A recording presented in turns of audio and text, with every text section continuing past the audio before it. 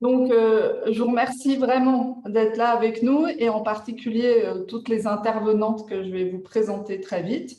Je laisse Jean-Marc Potra vous dire un petit mot d'accueil. Oui, donc j'étais en train de vous remercier toutes et tous pour votre présence. Effectivement, j'espère que vous n'avez pas été trop perturbés pour les Parisiens par la tempête cette nuit. Et merci bien sûr à Sandrine Maizano d'accepter d'animer toujours de bonne humeur ces matinées du CFF. Merci bien sûr à nos trois intervenantes, à nos quatre intervenantes. Et je ne vais pas prendre beaucoup plus de temps parce que je crois que le programme est chargé. Donc je vais vous laisser bien sûr enchaîner. À toi, Sandrine ou Béatrice. C'est Non, Béatrice. c'est moi. Donc, en introduction, vous pouvez donc tweeter et relayer sur les réseaux sociaux. Et aussi, je vous informe tous et toutes que la séance est enregistrée en vidéo, donc son et caméra. Et si vous ne voulez pas apparaître sur la vidéo, ben, tout simplement, vous fermez votre caméra, sauf bien sûr les intervenantes. Voilà. Suivant, s'il te plaît. Donc, au niveau de l'actualité, vous savez qu'elle est dense et riche. Là, on vous a mis simplement 2 points. Donc, celui dont on parle ce matin, qui est vraiment très important, et étant donné que la COP va démarrer le 31 octobre, c'est très bientôt. Et aussi, vous avez dû voir que l'affaire du siècle a poursuivi ses démarches avec succès. Et donc, l'État va devoir rendre compte et mener des actions d'ici fin 2022, sous réserve de nouvelles sanctions qu'il a déjà reçues à certains égards. Et tout ça pour vraiment progresser pour la maîtrise de l'empreinte carbone du pays. Et du coup, qui nous engage aussi, nous tous, puisque l'État ne va pas agir seul. Au niveau de notre programme de ce matin, on va donc avoir 5 témoignages. Donc, celui de Sandrine Maizano, qui est vice-présidente du Comité 21, conseillère en stratégie de développement à la Fondation La Main à la Pâte et experte bénévole au CFF qui anime ces réveils climat avec moi. Ensuite, on aura Karina Turan F20, qui est Project Manager. Et ensuite, Caroline Gardner, Project Officer de Daphné, donc, qui est l'organisme européen avec lequel nous travaillons pour étendre notre manifeste à l'international, enfin, en commençant par l'Europe, mais ensuite, vous verrez que c'est devenu mondial. Alexia Tai du Center for Ecology, qui est Trustee Director et qui va nous exposer ce qu'ils font pour la COP26. Et puis, la Fondation du droit continental avec Anne-Charlotte Gros, sa directrice générale, qui va nous parler aussi de ce qu'ils font dans ce cadre. Ensuite, nous aurons une séance de débat et avec vos questions auxquelles les intervenantes répondront. Donc, n'hésitez pas à inscrire toutes vos questions dans le chat et nous les relayerons avec Sandrine pendant ce quart d'heure d'échange. Et puis, voilà, je vous ferai une petite conclusion. On termine à 9h30 pile. Et du coup, la parole est à Sandrine. Slide suivant, s'il te plaît. Alors, bonjour à toutes et à tous. Et vous avez vu que ce matin, il y a donc 5 témoignages. Et je vais commencer parce que lorsqu'on parle de la COP26, ce qui est intéressant, bien entendu, c'est de la contextualiser. Donc, sur le slide suivant, je vous ai remis les grands éléments à connaître. Nous sommes sur ce qu'on appelle la 26e conférence mondiale sur le climat. Elle se situe donc à Glasgow, en Écosse. La présidence est britannique et je vous ai même mis la photo de Alok Sharma, qui a été nommé président de cette COP26, qui est organisée, il faut le savoir aussi, en partenariat avec l'Italie. Alors, on est dans un contexte un peu particulier puisque 2020 a été une année assez charnière pour l'action climatique et que ce qu'il faut en retenir, c'est que l'année 2020 et l'année 2021 que nous vivons sont parmi les années les plus chaudes, ce qui donne un contexte particulier au thème du climat. Par ailleurs, la Covid-19 a vraiment perturbé le calendrier, puisque la COP 26, qui au départ devait se dérouler en 2020, est aujourd'hui reportée en 2021. Nous nous situons 6 ans après l'accord de Paris, qui donc s'est déroulé en 2015. Donc là, on est dans une année voilà, qui demande des avancées un petit peu plus concrètes. On est dans une conjoncture internationale qui est à la fois plus propice, plus complexe. Vous savez que les États-Unis sont revenus, après l'élection de Joe Biden, dans l'accord de Paris. On a aujourd'hui la Chine qui se positionne comme un acteur de plus en plus engagé, mais en même temps à qui on demande peut-être un peu plus de preuves ou de démonstrations sur les actions qui découlent de ces intentions. Autre contexte important, me semble-t-il, à le souligner ce matin, c'est le GIEC, le groupe intergouvernemental pour l'étude du climat, qui rassemble des centaines de chercheurs, qui nous produit des rapports qui sont très importants. Et le rapport du GIEC, qui est sorti cet été au mois d'août, remet davantage en exergue la responsabilité anthropique, c'est-à-dire des hommes, sur le changement climatique, et pointe du doigt que nous sommes dans la dernière décennie de l'action pour être dans cette trajectoire du 1,5 degré, voire 2 degrés, puisqu'on pense qu'on y est déjà, voilà, pour faire en sorte que ce ne soit pas trop catastrophique d'ici la fin de ce siècle.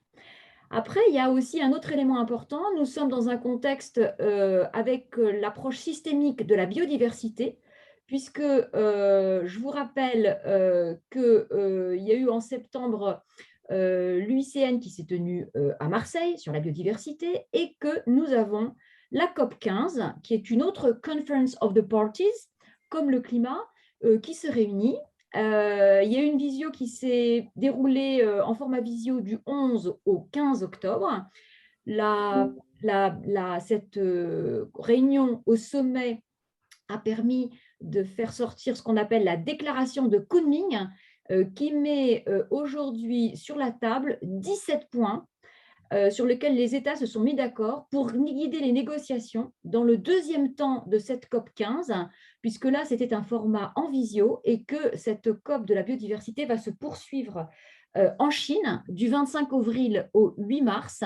Et là, on espère qu'il y aura un nouveau cadre de protection sur la nature, et aussi des éléments un peu plus poussés sur le financement de toutes ces actions. En tout cas, ça redonne un contexte systémique, puisqu'on a aujourd'hui démontré que le climat et l'effondrement de la biodiversité sont liés.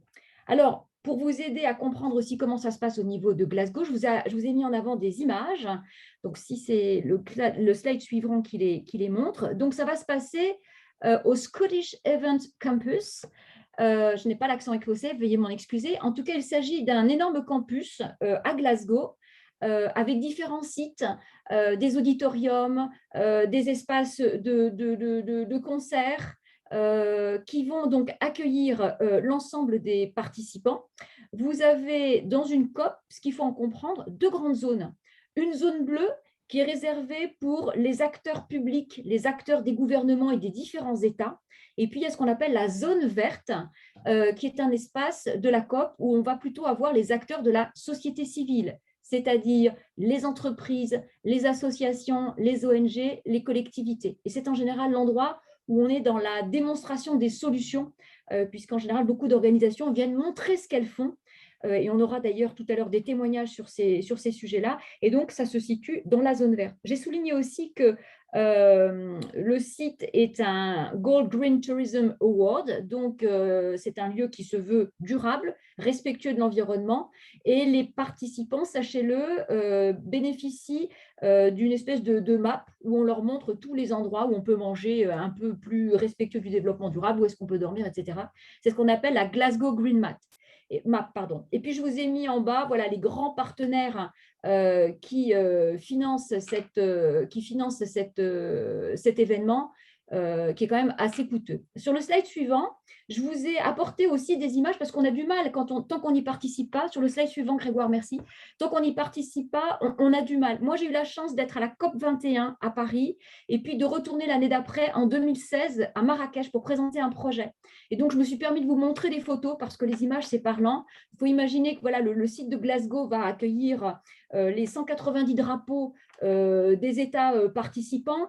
Là, vous avez des photos de la zone verte où il y a des espaces de conférences, il y a même une conférence avec Pierre Gattaz qu'on voit en bas à gauche, ou des ateliers, des espaces de stand. Voilà, ça, c'est des images que je vous ai rapportées de Marrakech parce que ça permet de visualiser à quoi ressemble la zone verte, puisque c'est la zone où j'ai eu la chance, moi, de pouvoir être pendant quelques jours. Et puis, sur le slide suivant, je vous ai mis des images de la dernière COP qui s'est organisée à Madrid.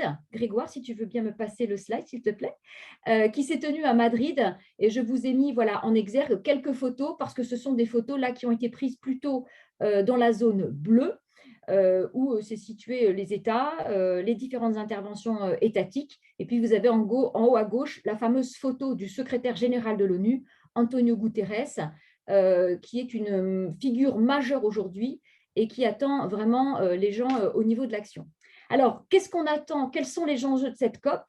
On va retenir que finalement, pour faire court, les États doivent produire ce qu'on appelle leur seconde feuille de route autour des contributions, notamment sur la réduction des émissions de gaz à effet de serre.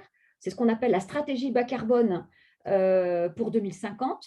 On en attend une ambition accrue, des financements renforcés, et Antonio Guterres a vraiment insisté à interpeller à ce que les intentions aujourd'hui soient démontrées avec des vrais plans d'action concrets pour réduire de 45% les gaz à effet de serre en 2030 et de viser le zéro carbone en 2050.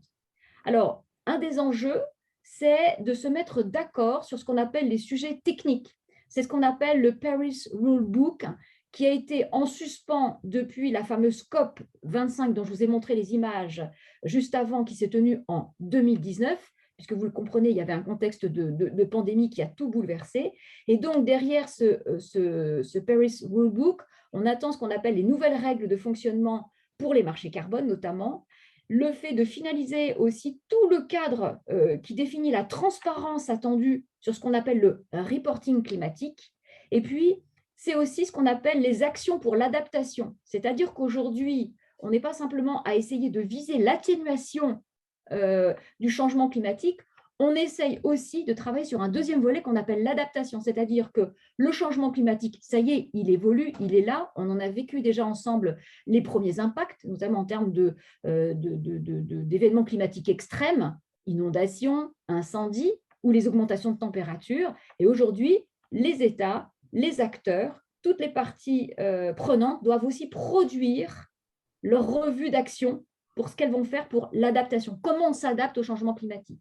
Et puis, dernier élément peut-être qui est contextuel, je vous ai remis que le G20 va se réunir, on est dans une grande actualité là en ce mois d'octobre, va se réunir du 30 au 31 octobre, et ça va constituer aussi une réunion préparatoire, puisque dans ces espaces de réunion, les États se parlent. Ça va être aussi en amont de la COP26, un espace préparatoire sur les sujets que je viens de vous commenter.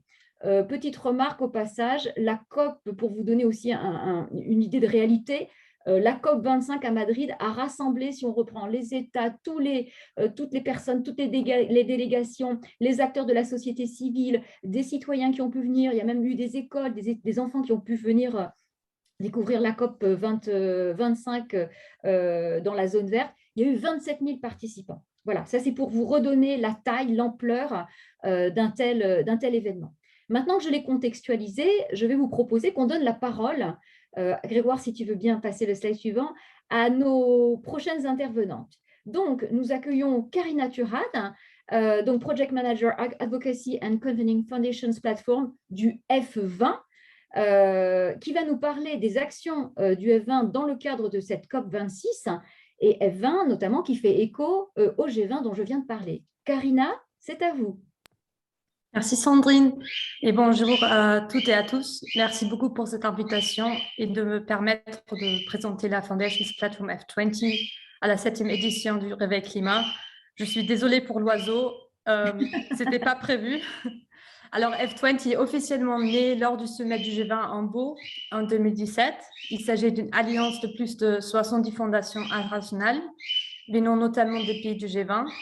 Et parmi nos partenaires français, nous comptons l'IDRI et la Fondation Veolia, qui est membre du CFF et aussi signataire du manifeste de la Coalition française des fondations pour le climat.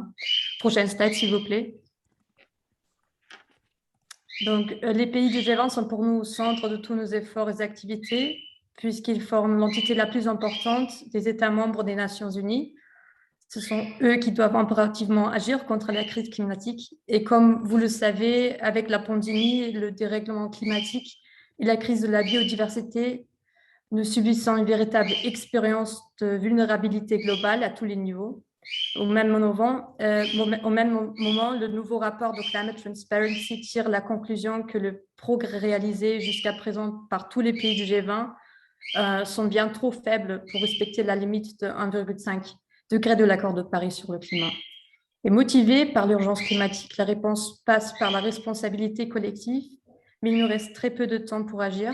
Donc, we need all hands on deck, comme on dit, pour garantir la réussite de nos politiques climatiques.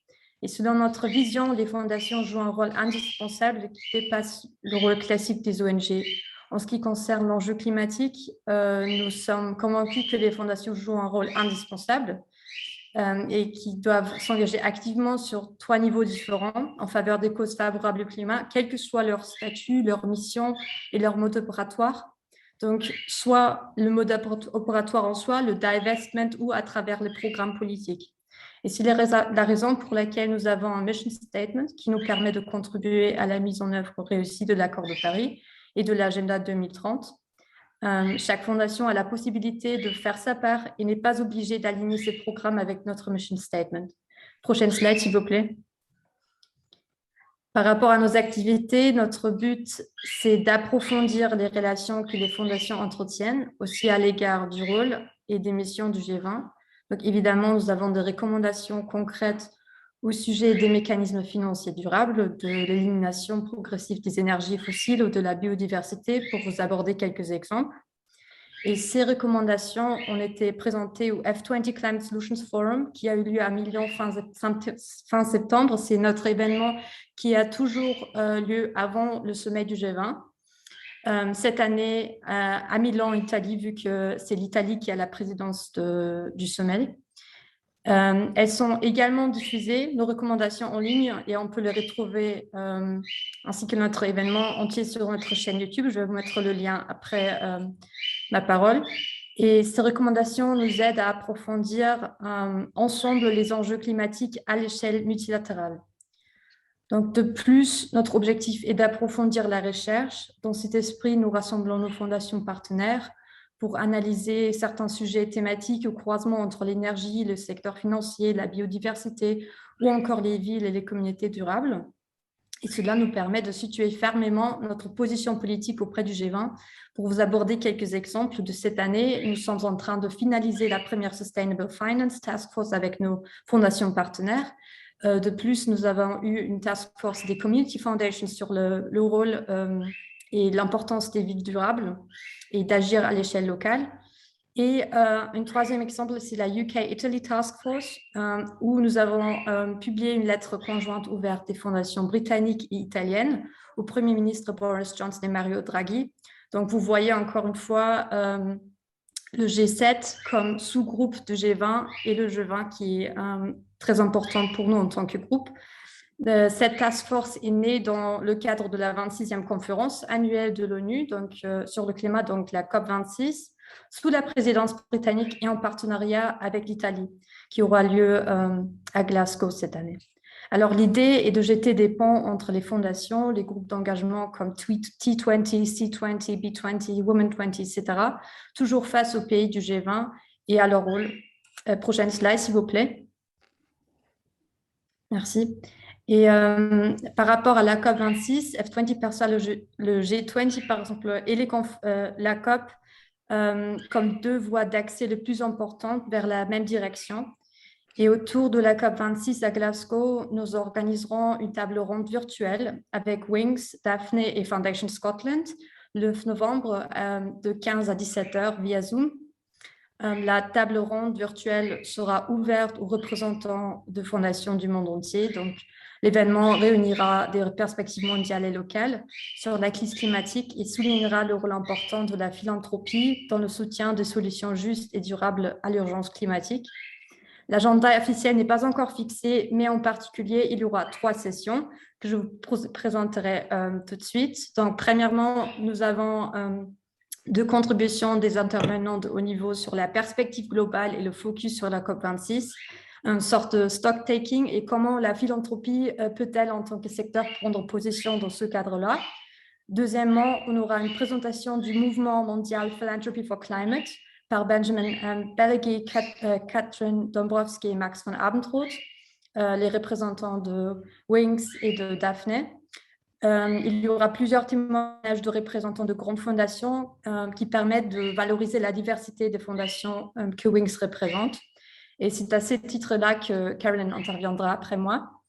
Et troisièmement, nous nous intéressons aux initiatives locales. Donc, il y aura une discussion des intervenants comment construire des communautés résilientes et des solutions durables au niveau local. Les villes, les communautés et les régions sont le terrain de mise en œuvre de la prise de décision multilatérale et sont essentielles à la sauvegarde des ressources naturelles et de l'environnement pour les générations futures.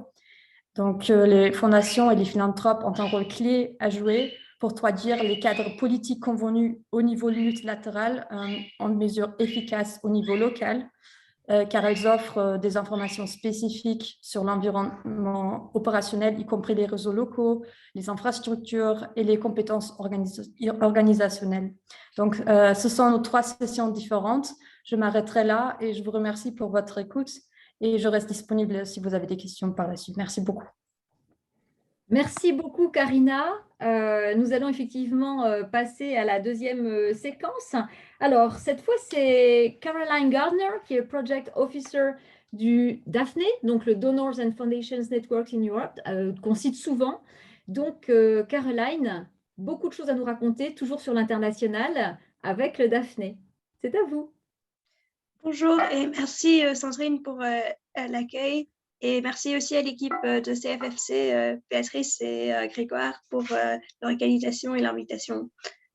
Donc comme Karina a brièvement présenté, on travaille avec le manifeste international sur des fondations sur le climat et avec ça le mouvement Philanthropy for Climate.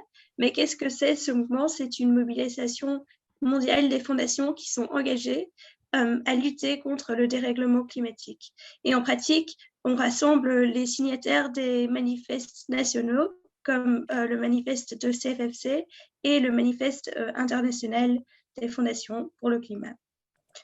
Jusqu'à aujourd'hui, on compte plus ou moins 370 signataires dans le monde entier, dont une grande proportion en France. Donc, bravo aux fondations françaises déjà pour votre mobilisation sur le sujet. Et si on peut passer au prochain slide, notre vision, c'est que toutes les fondations, quelle que soit leur mission ou leurs expertises, intègrent une dimension climatique dans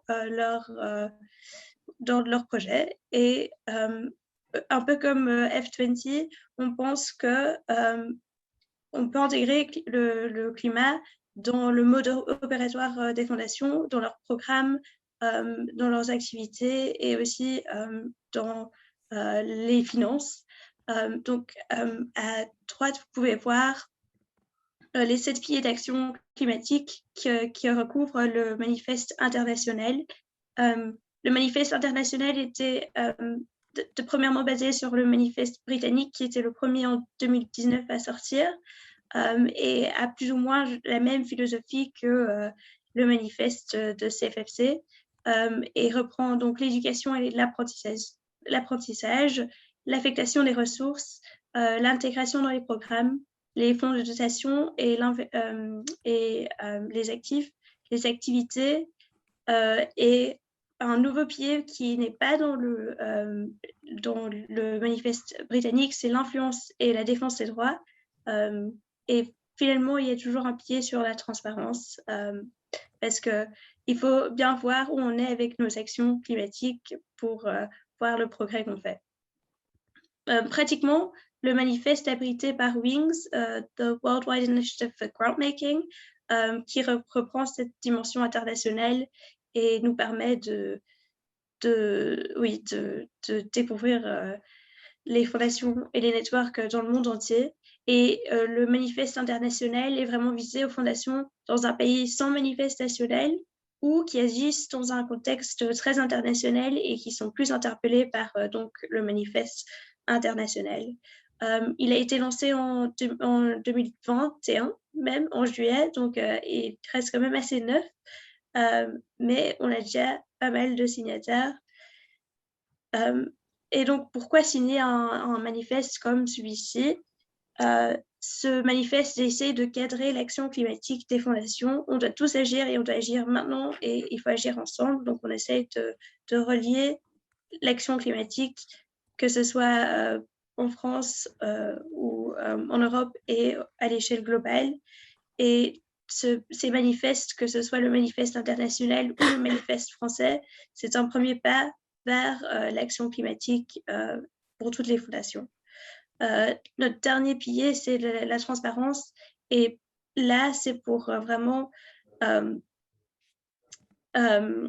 c'est pour que l'exercice devienne vraiment un apprentissage pour toutes les fondations, qu'on voit le progrès qu'on fait et qu'on puisse l'apprendre les uns des autres, qu'est-ce qui fonctionne et qu'est-ce qui fonctionne moins bien. Et nous, Daphné, on rentre dans toutes ces histoires parce qu'on essaye de créer aussi une communauté autour de l'action climatique et vraiment relier pas seulement les fondations, mais aussi les associations nationales comme CFFC pour qu'on puisse partager aussi à ce niveau-là les apprentissages qu'on fait sur l'action climatique. Et aussi, on travaille aussi au niveau des networks philanthropiques et des initiatives comme F20 et on relie aussi ces networks-là pour aussi partager les projets, les initiatives et les apprentissages. À l'AFD, on essaye aussi de partager comme CFFC au niveau français.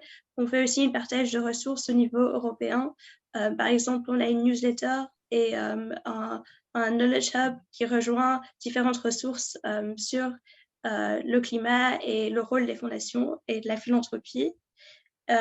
Et on a aussi créé des groupes de pairs, un peu aussi comme en France avec l'art et la culture et les finances. Nous, on travaille par exemple sur la santé et le climat et on invite les fondations européennes à rejoindre un groupe de pairs qui travaille sur comment est-ce que la santé quel lien est-ce qu'il y a entre la santé et le climat et comment est-ce qu'on peut vraiment en fondation travailler sur les deux. Et c'est vraiment un parcours éducatif qu'on fait ensemble. Donc oui, ça c'est comment Daphné rentre un peu dans cette histoire, mais je vais juste terminer sur un appel à l'action, c'est signer le manifeste, que ce soit le manifeste français ou le manifeste international, et commencer à agir sur le climat. On peut le faire ensemble. Merci. Merci Caroline. On ne peut être que d'accord avec toi sur le fait de signer nos manifestes et bravo, déjà 350 signatures. C'est effectivement très, très important, très précieux à souligner. Et on voit bien la synergie des deux présentations qu'on vient d'avoir. Alors, nous sommes dans un timing absolument parfait puisque maintenant, il est l'heure d'accueillir notre troisième témoin, c'est-à-dire Alexia Tai, la Trustee Director UK du Center for Ecology and Hydrology. Donc, Alexia, nous avons hâte de t'écouter parce qu'il y a eu, dans ce que j'en ai compris, beaucoup de choses de préparées pour cette COP26 à Glasgow. Nous t'écoutons.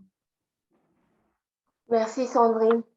Bonjour à tout le monde et merci encore à toute l'équipe CFFC d'avoir organisé ce petit atelier matinal.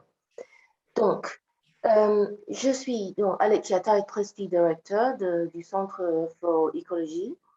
Nous sommes un organisme de recherche et d'innovation dans les sciences environnementales. Et nos pôles d'action sont le climat et les gaz à effet de serre, l'agriculture durable, les sols, l'eau, la biodiversité, essentiellement. Alors, nous sommes une fondation de droit britannique issue d'une privatisation en 2019. Autrefois, le centre était rattaché au secteur public. Donc, c'est comme si le CNRS, tout d'un coup, s'est mis à se privatiser. C'est un petit peu comme ça. Notre siège social est près d'Oxford et nous avons donc 4 sites de recherche au Royaume-Uni, dont un site à Édimbourg, ce qui fait qu'on est naturellement un peu mieux positionné pour être présente in situ à Glasgow cette année. Voilà. Notre budget annuel est d'environ 60 millions d'euros et nous avons plus de 500 scientifiques. Ce sont des chercheurs et des post-doctorants aussi, des PhD aussi. Et donc, c'est un peu comme une sorte de mini CNRS, un organisme de recherche sur certains pôles très pointus des sciences environnementales, pas aussi gros que le CNRS, mais un peu du même genre, mais dans le secteur privé, parce que nous sommes une fondation de droit privé. Voilà. Naturellement, il y a un mandat national, ça c'est indéniable, mais il y a aussi un périmètre international couvrant plus de 50 pays en Europe, en Afrique, l'Asie et l'Amérique latine. Et nonobstant le Brexit, il y a encore beaucoup de travail avec des confrères européens aussi. Et sur le next slide, je vous présente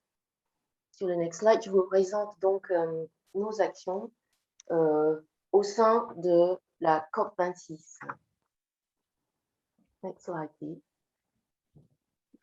C'est moi qui déroule les slides? Ah oui, voilà. Non, non, Donc, c'est ce slide, oui, merci. Donc, ce slide explique ce qu'on fait dans les 2 zones, hein, comme Sandrine avait expliqué tout à l'heure. Il y a 2 zones. La zone bleue qui est davantage une zone intergouvernementale et la zone verte qui est une zone plutôt grand public. Parce que cette COP est quand même très tournée vers le grand public et vers la communication et l'explication des sciences et des impacts au grand public. Donc, désolé pour ce mélange de français et d'anglais, mais les titres en français, voilà, ce premier slide montre tout ce qu'on fait dans le domaine de l'éducation, la science et la sensibilisation du public. Évidemment, il s'agit de vulgariser la science fondamentale, parce que ce qu'on fait est vraiment de la recherche fondamentale, et il s'agit de la vulgariser, de populariser pour que tout le monde puisse le saisir. Donc, il y a plusieurs événements pré-COP aussi qui ont déjà lieu. Et nous sommes impliqués dans un pré-COP sur les zoonoses liées au climat. Donc, des maladies qui passent des animaux aux humains, et comme le Covid par ailleurs. Et ça, nous menons en tandem avec un confrère dans la recherche biotech. Donc, juste en parenthèse, le Center for Ecology mène pas mal d'actions de recherche transversales avec la santé, donc notamment tout ce qui se passe sur les zoonoses et le Covid en particulier. Nous sommes présents également au pré-COP UNESCO sur la gestion de l'eau. Voilà, la gestion de l'eau est une de nos spécialisations, pardon. Et là, c'est une conférence sur Climate Resilient Water Management Solutions. Voilà. Donc, tournons vers la COP 26 en propre. Nous sommes présents dans le Green Zone, la zone verte, sur des expositions, des bornes, des multimédias interactifs, etc., qui montrent ce qu'on fait en matière de modélisation climatique. La modélisation étant faite pour concevoir des outils utiles dans le soutien de l'agriculture durable et aussi de la vie urbaine durable. Évidemment, tout le monde ne peut pas être présent à la COP26, donc il y a également un site très riche qu'on appelle le Virtual Event Site.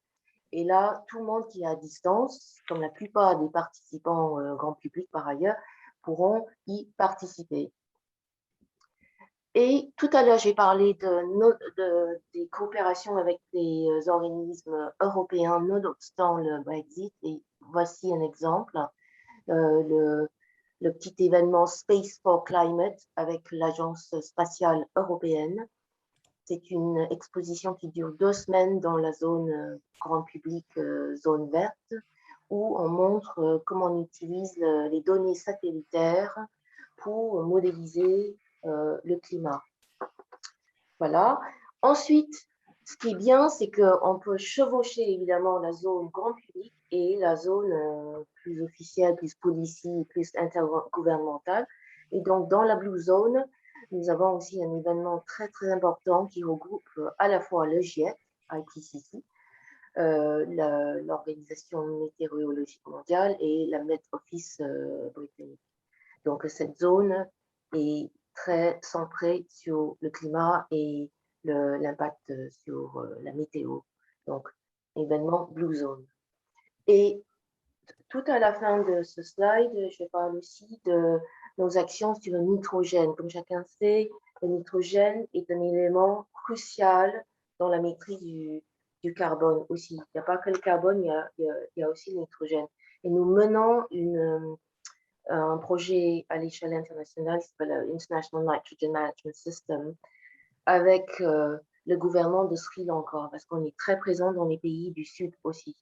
Et donc cet événement est un travail, présente notre travail de recherche sur le nitrogène et des recommandations sur les politiques que devraient adopter les gouvernements pour maîtriser le nitrogène dans le chemin vers le net zéro. Voilà. Donc, à la fin, j'explique aussi ce qu'il y a dans la Green Zone. Il y a beaucoup, beaucoup de choses très, comment dire, holistiques, parce qu'il n'y a pas que des conférences et des ateliers, il y a aussi des expositions de photos, il y a de l'art, il y a des films, il y a des spectacles vivants. Il y a aussi beaucoup de démonstrations scientifiques où le public peut mettre la main à la pâte, c'est le cas de le dire. Et puis, autour de ces 2 zones aussi, il y a beaucoup de prototypes industriels. Il y a des équipements industriels à bas carbone et aussi des batteries à hydrogène et toutes sortes de prototypes et des modèles qui sont exposés voilà, pour le grand public et les professionnels aussi. Et sur le next slide, je présente aussi ce qu'on fait sur les médias et les réseaux sociaux. Il en faut un petit peu quand même si on fait de la science fondamentale. C'est difficile aussi de véhiculer la recherche fondamentale dans les médias parce que c'est tellement complexe, n'est-ce pas? Ouais. Mais on est quand même en lien avec les médias, le Science Media Center, on fait des media briefings, on fait des stories, on fait des animations qu'on diffuse sur tous les réseaux sociaux et on crée des contenus pour chaque jour et chaque thème parce que vous savez, il y a 4 ou 5 thèmes. Pour la COP26, on crée des animations et des contenus tous les jours pour contribuer à cette sensibilisation du public. Voilà. Et pour terminer, sur le dernier slide, je rappelle aussi sur la marge que vous avez vu le rapport GIEC, on a contribué dans un des rapports, notamment le chapitre 3, où on parle de l'influence ou l'impact anthropomorphique sur le climat. Et également, comme disait Sandrine au tout début, il y a eu le COP15 sur la biodiversité à Kunming et virtuellement aussi.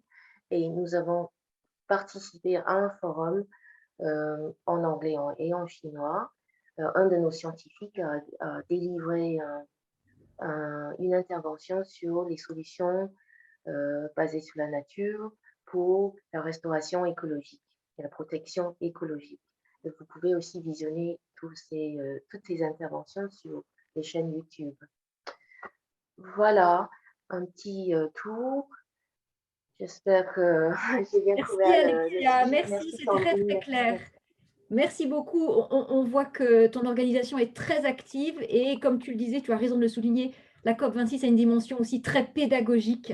C'était important de le rappeler. Alors, notre dernier témoignage de ce matin, il va être donné par Anne-Charlotte Gros, qui est directrice générale de la Fondation du droit continental. Qu'est-ce que c'est que le droit continental? En quoi ça a une résonance par rapport à l'environnement, par rapport à l'international, notamment avec un gros acteur qui est la Chine?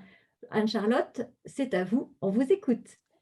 Merci beaucoup, merci beaucoup. Bonjour à toutes et à tous. Je suis très heureuse donc d'intervenir pour la première fois dans voilà votre événement. Alors nous, on va être très différents par rapport aux dernières intervenantes puisque en fait on est dans le droit et donc je vais vous expliquer en quoi le droit peut être un outil d'influence, notamment dans l'environnement.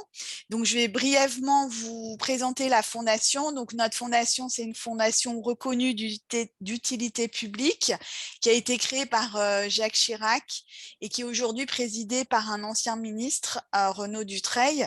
Donc cette fondation, elle est née d'un constat qui est celui que la France et l'Europe ne sont pas des grandes habituées à la promotion de leurs droits et qu'il fallait un petit peu se mobiliser il y a quelques années pour justement être plus présent dans l'échiquier international.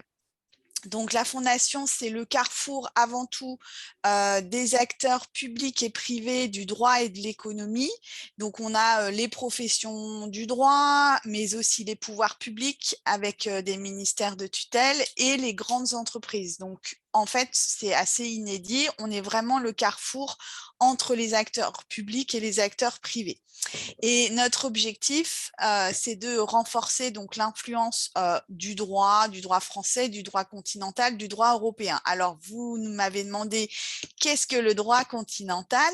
Le droit continental est un système juridique, un des grands systèmes juridiques du monde, et on pourra citer l'autre grand système juridique qui est la common law, ce qu'on appelle la common law, donc qui est le système adopté par le Royaume-Uni, le Commonwealth et les États-Unis, grosso modo. Et donc, il y a ces deux grands systèmes qui perdurent depuis le début du monde. Et bien évidemment, il y a aussi des systèmes hybrides, hein, parce que les systèmes juridiques, comme nous sommes dans un monde globalisé, commencent à être hybrides. Hein. Donc, on n'est plus vraiment dans des systèmes juridiques, mais on est dans des forces d'influence. Et bien évidemment, il y a des pays émergents comme la Chine, mais aussi l'Afrique, l'Amérique du Sud. Voilà, donc il y a quand même des grands pays qui commencent, et la Russie, bien sûr, il ne faut pas oublier la Russie. Alors, donc, une fois qu'on a dit qu'il y a ces grands systèmes juridiques, effectivement, aujourd'hui, les continents et les grands pays s'affrontent sur une guerre qu'on ne connaît pas très bien. Excusez-moi, il y a un micro qui est ouvert pour Anne-Charlotte, c'est pas très confortable. Merci de fermer les micros. Voilà. Et donc, on est sur le terrain d'une guerre du droit, des droits, donc il faut vraiment renforcer l'influence du droit continental qui concerne quand même beaucoup de pays. Alors, on est présent à Bruxelles et à l'international, et bien sûr, donc notre action, c'est vraiment le plaidoyer et les liens qu'on peut avoir avec les différents pays et les différents continents. Alors, bien sûr, on va parler d'environnement pour savoir aujourd'hui qu'est-ce que la Fondation fait pour l'environnement. Alors déjà, les juristes dans le monde, c'est une préoccupation de tous les jours. Il n'y a pas un organisme juridique qui ne se préoccupe pas de ce droit.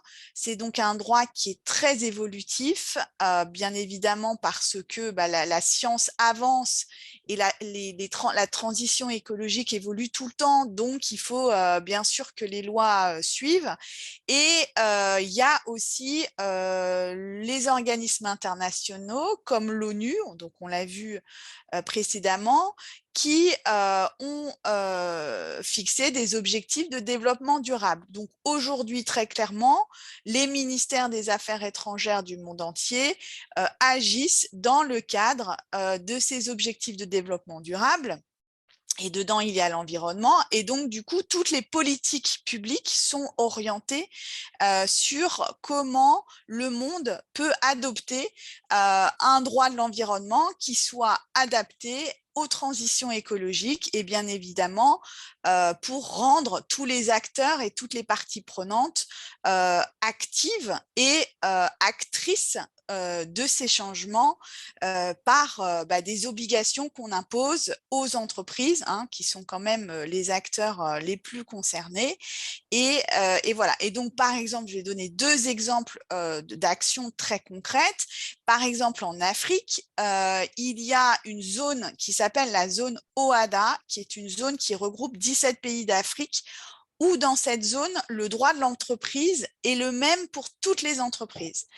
Et donc, dans cette zone, il n'y a pas de droit de la responsabilité sociétale des entreprises, la RSE. Donc, notre objectif, par exemple, c'est de faire en sorte que ce sujet monte et que cette réglementation arrive en Afrique, puisque aujourd'hui, l'objectif, c'est de multiplier les possibilités d'investissement sur ce continent et que, bien évidemment, les grands bailleurs de fonds et les grands investisseurs sont de plus en plus exigeants vis-à-vis des entreprises, notamment en matière de RSE. Donc, nous, notre objectif, c'est de dire tout le monde a intérêt à adopter ces principes. Alors, il y a aussi les principes de conformité, de développement durable, parce que ça élèvera l'Afrique au rang des continents de pleine croissance économique. Donc ça, c'est un premier sujet. Et un autre sujet, c'est que dans le cadre de la transition économique, nous avons aussi des outils que nous proposons pour que quand les entreprises s'installent ou en tout cas ont des projets en lien avec la transition écologique, eh bien, qu'elles puissent avoir des outils juridiques qui leur permettent de concrétiser leurs projets, et notamment en cas de contentieux, de litige avec les populations locales. Et donc, par exemple, on fait des travaux de bonnes pratiques sur des outils de médiation et d'arbitrage environnemental. Donc, on est en train de proposer des nouveaux outils juridiques spécifiques pour l'environnement, pour que tous les acteurs puissent devenir des parties prenantes. Alors, Sandrine m'a demandé de finir par la Chine, parce que c'est vrai que c'est un pays qui attire tous notre attention. Alors, la Chine a plusieurs objectifs, et je vais juste vous expliquer brièvement pourquoi elle a ces objectifs.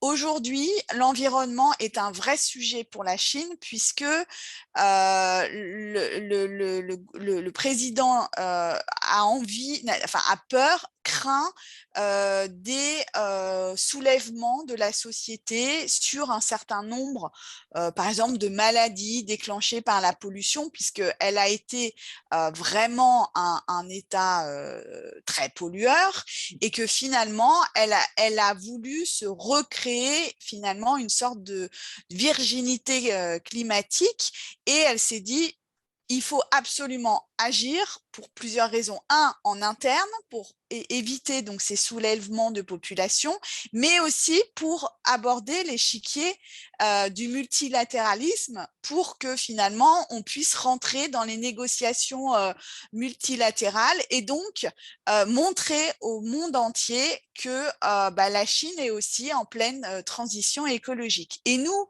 en tant que juristes, on le voit très concrètement, puisque nous sommes invités à chaque réforme législative, et en fait la Chine a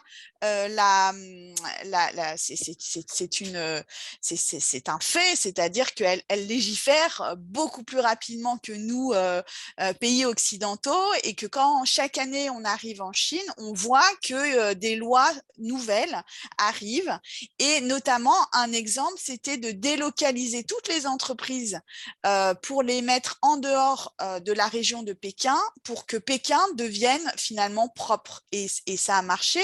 Et donc ils ont pris des lois très très strictes pour les entreprises, avec des contraintes extrêmement fortes, ce qui fait que maintenant, aujourd'hui, Pékin est respirable et c'est une magnifique démonstration de l'efficacité des lois chinoises dans ce domaine-là, hein, parce que je ne suis que sur ce domaine-là.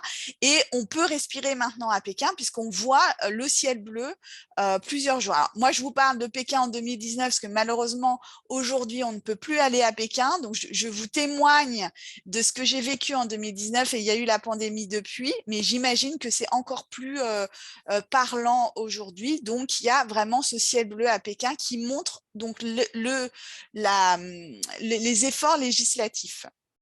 Donc, chaque année, la Chine prend beaucoup d'avance et nous, lorsqu'on présente une réforme, parce que la Chine, en fait, a l'intelligence de s'inspirer des autres quand ils font une loi, mais finalement, on s'aperçoit qu'on n'a plus rien à apprendre d'eux et que c'est eux qui sont très en avance et que c'est eux qui, en fait, ont la locomotive législative, en tout cas dans leur pays. Et je donne un exemple, ils ont lancé donc en 2018 16 villes pilotes pour un programme zéro déchet. Pendant 1 an, donc les villes testent des technologies avancées pour qu'il y ait zéro déchet. Par exemple, ça, c'est un exemple très concret d'expérimentation. Et finalement, quand nous, on arrive là-bas, on écoute et on se dit, il faut qu'on fasse la même chose. Donc finalement, c'est quand même aujourd'hui, d'un point de vue juridique, une certaine locomotive. Alors nous, on a un savoir-faire en France qui est aussi très avancé, mais on voit que finalement, la coopération, elle est très importante parce que eux expérimentent et je peux témoigner qu'il y a des gros efforts qui sont faits. Alors maintenant, après, c'est ce que je vois. Effectivement, il y a après la Chine d'après et dans les années à venir et leur rapport justement avec ces COP à venir, en savoir les engagements. Mais a priori, la Chine devrait quand même tenir ses engagements et elle a cette ambition de montrer l'exemple aux yeux du monde. Voilà tout ce que je pouvais vous dire. Je ne sais pas si je suis dans les temps. C'est très bien, c'est très voilà. bien. Il nous reste une petite dizaine de minutes pour échanger sur des questions. C'est très bien. Merci beaucoup, Anne-Charlotte. Et ça vient compléter les autres interventions parce que ça resitue effectivement des enjeux. Tout ça, ça se fait sur un échiquier de cadre. Et on voit bien que dans l'environnement et dans le climat en particulier, il y a des enjeux d'argent, des enjeux de risque énormes. Et on comprend que derrière tout ça, il y a un gros travail préparatoire. Ce qu'on peut aussi dire, c'est qu'octobre, dans ce que j'en ai retenu dans nos séances préparatoires, est aussi le mois de l'environnement en Chine, qui arrive en amont de cette COP26, qui donc du coup donne aussi un autre paysage et qui fait que les Chinois vont arriver aussi avec peut-être d'autres propositions. Alors sans plus attendre, merci à nos intervenantes. Donc la parole est à la salle et donc on va aller regarder dans le chat s'il y a des questions. Sinon, l'intérêt de ce format de ce matin, parce qu'on était une 50aine de participants dans ce que j'ai noté tout à l'heure, c'est de pouvoir ouvrir nos caméras et d'être plus en interaction les uns par rapport aux autres et de pas forcément poser les questions dans le chat. Alors, est-ce qu'il y a des questions? Béatrice ou Grégoire, est-ce que vous pouvez m'aider? Je regarde. Non, il n'y en a pas dans le chat en tout cas. Moi, j'ai Alexia qui me pose une question. Oui. Alors, je ne sais pas si c'était que pour moi. Savoir si on s'occupe du droit de la mer. Alors, nous, on est ouvert à tous les sujets, en fait. Chaque sujet, pour nous, est intéressant d'un point de vue juridique. Et donc, si on peut apporter notre pierre à l'édifice, donc effectivement, on n'a pas eu l'occasion encore d'aborder le droit de la mer. Mais comme vous disiez, Sandrine, chaque mois d'octobre, chaque année, c'est le mois de l'environnement en Chine et donc on aborde un sujet. Donc effectivement, ça pourrait nous donner des idées puisqu'il faut qu'on choisisse nous un sujet de coopération juridique franco-chinoise et ça pourrait être le droit de la mer. Mais le mois prochain, on va parler des espaces naturels, des sites industriels et de l'exploitation minière et forestière. Voilà, donc ça c'est le sujet que nous on a choisi, mais c'est une bonne idée. Et oui, il y a des ONG comme Client Earth qui sont assez présentes en Chine et c'est vrai que quand on se retrouve, on a des ONG qui travaillent avec nous et c'est grâce aussi à ces ONG qu'on peut parler parce que c'est très compliqué aussi de parler, de s'exprimer en Chine. Voilà, donc j'ai répondu peut-être à Alexia en tout cas à ces questions. Merci beaucoup de me les avoir posées. Merci beaucoup, effectivement. Et ce qui est intéressant aussi dans les interventions de ce matin, c'est la pluralité des profils. Le monde des avocats est présent, le monde des notaires aussi est présent. On avait eu des échanges avec la Fondation des notaires français et on se rend compte qu'en fait, tout ça, et ça ne fait que renforcer ces partages qu'on a, notamment dans les réveils climat, c'est de prendre conscience de l'approche systémique. L'approche systémique des pays entre eux, l'approche systémique des parties prenantes entre elles et l'approche systémique des sujets, puisque le climat recroise la biodiversité, l'eau, etc., etc. Alors, il y a une question pour Anne-Charlotte. Est-ce que vous regardez aussi la réglementation des acteurs de la finance? Ça, c'est une question très intéressante. Oui, en fait, on est ouvert. En fait, notre terrain d'action est sur tous les droits. Donc, quand il y a matière donc la finance, rien à voir avec l'environnement ou la finance liée à l'environnement? La question, elle est sur la finance en général? Alors, En général, en général. En général. Alors, nous, en fait, bon, déjà, on est une fondation, une petite fondation, donc on ne peut pas traiter tous les sujets. Mais quand il y a un sujet d'intérêt, c'est-à-dire que nous, on a des choses à apporter avec notre expertise française et européenne, encore une fois, hein, on se considère plus comme des Européens que des Français. Oui, on le fait. Alors, la finance, en fait, il y a des organismes qui sont spécifiques en fait à l'influence dans le monde financier. Mais nous, on travaille sur un sujet qui est très important, c'est le rapport entre le droit et l'économie. Parce que en fait, nous, juristes, on a cette tendance à être un petit peu cloisonnés dans notre monde juridique. Et vous voyez que en fait, non, on s'intéresse à plein de sujets, et notamment l'environnement, mais il faut qu'on se rapproche du monde de la finance et de l'économie parce que finalement, c'est très important que le droit soit imbriqué dans tous les sujets. Donc, on travaille beaucoup, pour répondre à votre question, sur le rapport entre le droit et l'économie et qu'en fait, le droit, c'est un outil qui est au service de la croissance économique. Et donc, en fait, une société développée, c'est une société, effectivement, où le droit est bien développé. Et c'est ce qu'on essaye de démontrer en disant, par exemple, sur l'Afrique, que c'est avec le droit, avec l'unification du droit, avec ces zones juridiques où on crée de la sécurité dans une zone, que la croissance économique et que les investisseurs vont venir. Donc, c'est un petit peu notre vision. On n'a pas besoin d'avoir cette vision-là avec les États-Unis, avec la Chine, mais pour les pays en développement, c'est de montrer que c'est aussi en apportant des règles de droit que le pays va pouvoir se développer. Donc ça, c'est très, très important. Alors, je ne sais pas si j'ai répondu à votre question, mais voilà, bien sûr qu'on travaille sur les liens avec la finance et l'économie. Bien entendu. Et la finance va être un levier énorme de l'action, puisqu'aujourd'hui, cette COP26 notamment s'inscrit dans la COP de l'action. C'est comme ça qu'Antonio Guterres a un petit peu interpellé les parties prenantes qui sont donc attendues dans les prochains jours sur cette COP.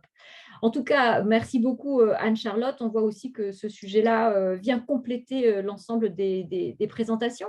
Alors, dans le chat, vous avez vu qu'on a aussi des acteurs, des organisations qui sont présentes avec nous, qui mettent en avant soit des sites à aller consulter, des rapports, c'est très riche, ou même certains des actions qu'ils sont en train de préparer. Merci beaucoup pour cette interactivité sur le chat. Et je vois qu'il est 9h28. Donc, Béatrice, nous allons aborder peut-être la conclusion sur les prochains rendez-vous, puisque le réveil a l'habitude de terminer à l'heure. Voilà. Donc, du coup, c'est dommage qu'on n'a pas le temps de répondre à la question sur la taxonomie, sauf si Anne-Charlotte peut répondre dans le chat, il reste 1 minute. Et donc, je vous remercie tous. Vous voyez que la COP26, c'est foisonnant, dense et riche et partout, et que ça inclut tout le monde, et qu'il faut aussi tenir compte des aspects réglementaires et ne pas hésiter à partager ces initiatives, je dirais, en parallèle de la COP, puisqu'il y a tous les types de zones et aussi tout le off, je dirais. Et on voit que tout le monde vraiment fait des efforts pour essayer qu'on s'améliore tous ensemble. et en incluant bien sûr tous les pays et tous les continents, ce qui n'est pas facile. Donc voilà, il m'appartient de vous donner rendez-vous pour notre prochaine réunion, donc le réveil climat du premier anniversaire de la CFFC, le jour exact. Donc il y aura une grosse bougie le 18 novembre. Ça sera en présentiel au CRI, et tu ne m'as pas mis l'adresse, rue Saint-Charles dans le 4e à Paris. Et donc, cette réunion étant en présentiel, elle est réservée à tous ceux qui ont signé le manifeste. Mais vous pouvez encore le signer d'ici le 18 novembre sans problème. Voilà. Ensuite, ça sera le 16 décembre pour justement vous faire part des résultats de cette COP26. Donc, Grégoire vous a mis le lien pour vous inscrire pour le 18 novembre dans le chat. Et je vous remercie tous et je vous souhaite de belles et bonnes actions qui vont dans le bon sens, je le sais. Merci et à très bientôt. Au revoir. Et merci surtout à toutes les intervenantes qui ont été absolument parfaites et qui ont tenu le timing. Bonne journée. Merci, au revoir. Merci, au revoir. Au revoir tout le monde. Au revoir. Et bonne COP26 pour ceux qui y participent. À bientôt.